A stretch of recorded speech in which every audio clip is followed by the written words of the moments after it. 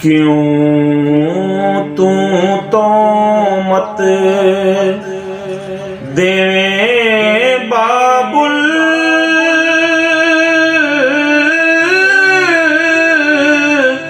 जाने नादाना या ना,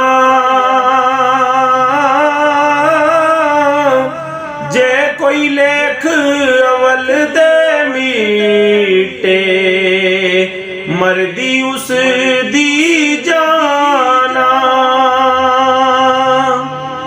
फिर शहजादा होया चौपीता,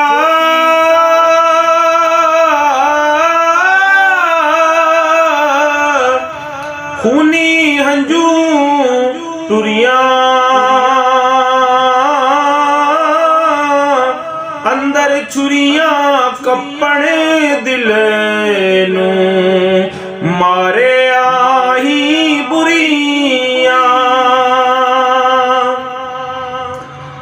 मारा वसास कहे हुण किचर,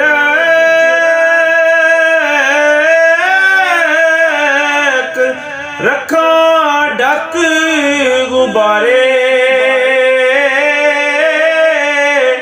दिल कहंदा मैं काला होया, कढ दुआं दहारे।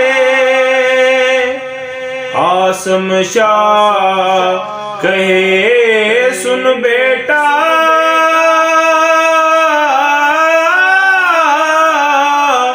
की हुन ख्वाहिश तेरी, फौजा लश्कर सब कुछ हाज़र। माया गनी गनेरी, माल मुल्क होर जे कुछ मंगे,